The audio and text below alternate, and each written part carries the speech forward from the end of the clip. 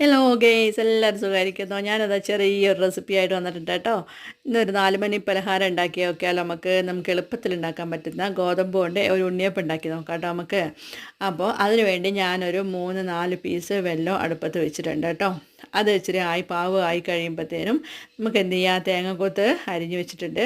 അത് നമുക്ക് വറുത്തെടുക്കാം കേട്ടോ. അതൊരു ബ്രൗൺ കളർ ആകുമ്പോഴത്തേനും ഒരു ബൗളിലേക്ക് മാറ്റി വെച്ചിട്ട് നമ്മൾ എന്ത് ചെയ്യുക, മിക്സിൻ്റെ ജാർ എടുക്കുക. അതിലേക്ക് ഒരു 3 കപ്പ് ഗോതമ്പ് പൊടിയും പിന്നെ ഒരു 2 ഞാലിപ്പൂവിൻ്റെ പഴവും ഒരു 4 പീസ് ഏലക്കായും കൂടെ ഇച്ചിരി ഒരു ശകലം ഉപ്പും പിന്നെ ഇച്ചിരി സോഡാപ്പൊടിയും കൂടെ ഇട്ടിട്ട് നമ്മൾ മിക്സിക്കകത്തിട്ട് അത് നല്ലൊന്ന് കറക്കിയെടുക്കുക കേട്ടോ. കറക്കിയെടുത്തതിന് ശേഷം നമ്മളിതാ എള്ള് നല്ലൊന്ന് കഴുകി വെച്ചിട്ടുണ്ട്. ആ എള്ളും തേങ്ങക്കൊത്തും ഈ മാവും എല്ലാം കൂടെ ഒരു ബൗളിലേക്ക് മാറ്റിയിട്ട് ഒരു ജസ്റ്റ് ഹാഫ് ആൻ അവർ മാത്രം റെസ്റ്റ് ചെയ്യാൻ വെച്ചാൽ മതി.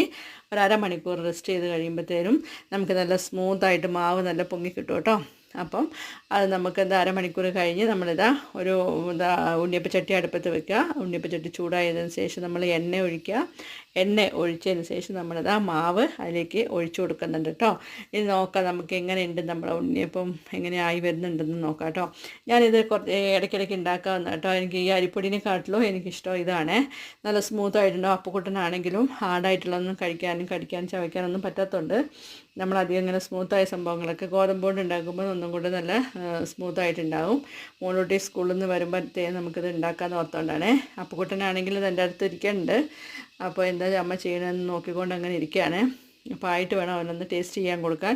പക്ഷേ എങ്കിൽ അവനിങ്ങനെ മധുര സാധനങ്ങളോടൊന്നും അത്ര താല്പര്യമില്ല. അവന് ഈ കപ്പ, ചേന, ചേമ്പ് അങ്ങനത്തെ സംഭവങ്ങളൊക്കെയാണ് ഇഷ്ടം.